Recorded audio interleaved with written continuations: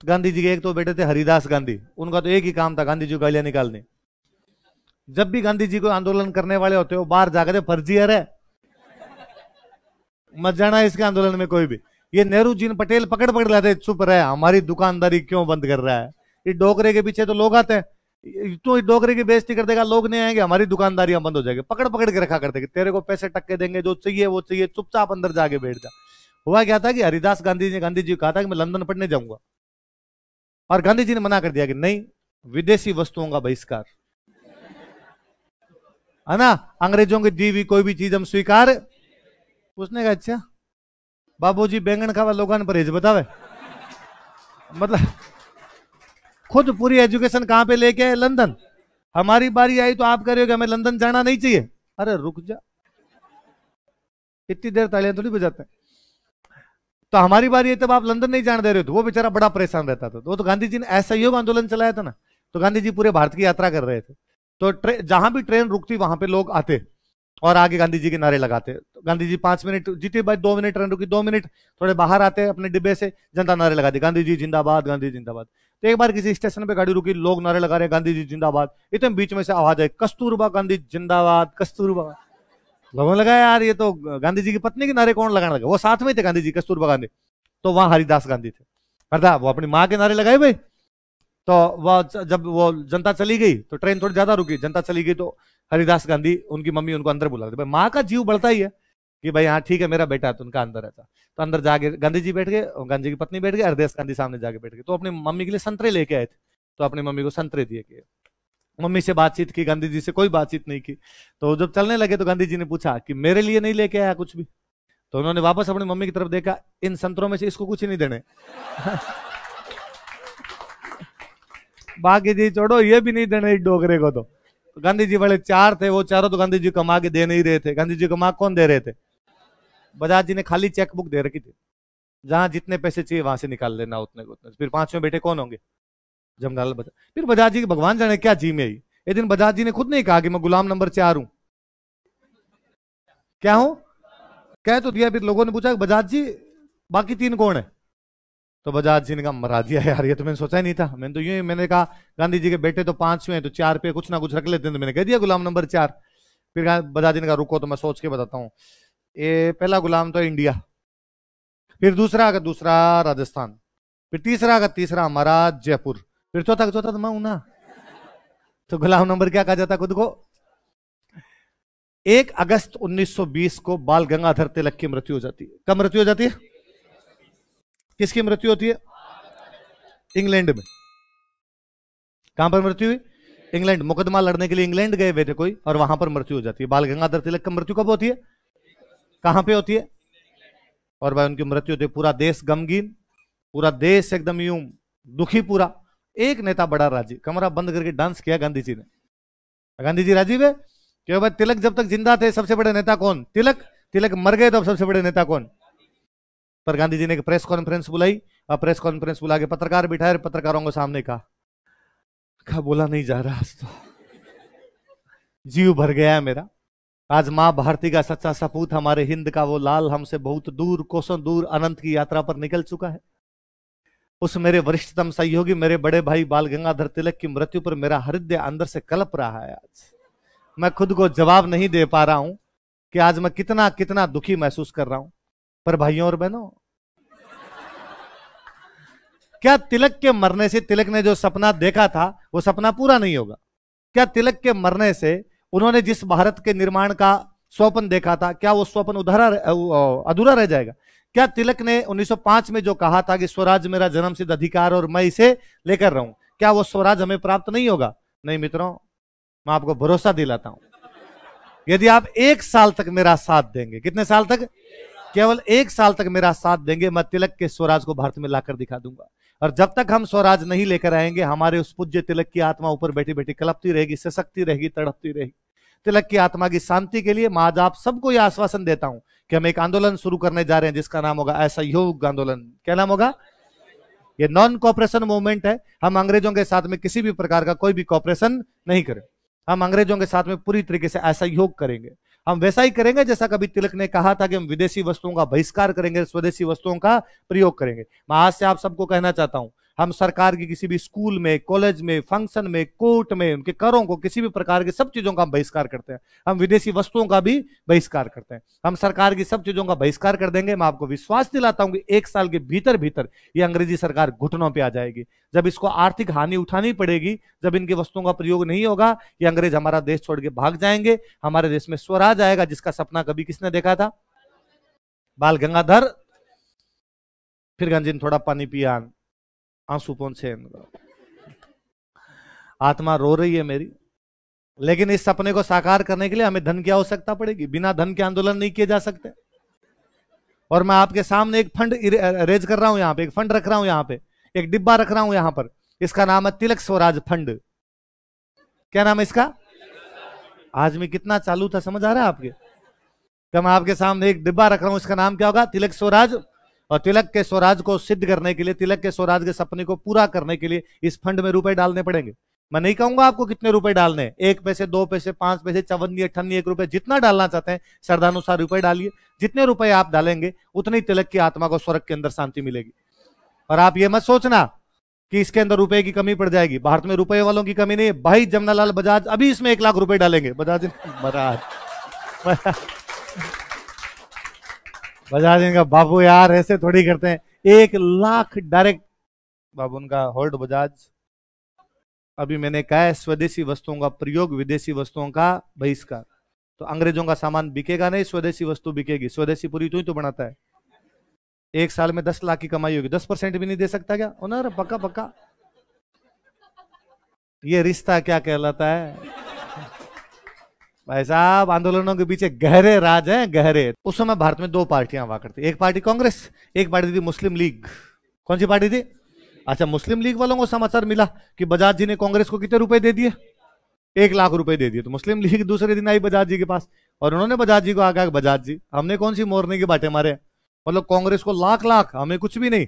बजाज जी ने कहा चिंता मत करो, तुम्हें भी मैं 11,000 रुपए देता हूँ। कितने देता हूँ? असहयोग आंदोलन हुआ था 1920। कब हुआ था? आज के 100 साल पहले। कितने साल पहले? बजाज जी लाख लाख का तो चंदा दे रहे थे। लाख का क्या दे रहे थे? मतलब आज के 10 करोड़ मान लो यार।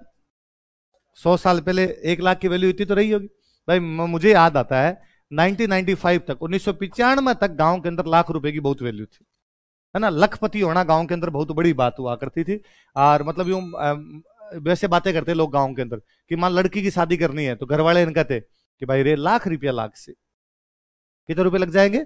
और चिंता में आ जाते घर वाले, लाख रुपए कहां से लाएंगे? लाख रुपए नहीं होंगे तब तक भाई का ब्याह तो नहीं होगा। ये तो पैसे की वैल्यू तो 95 के बाद टूटी है।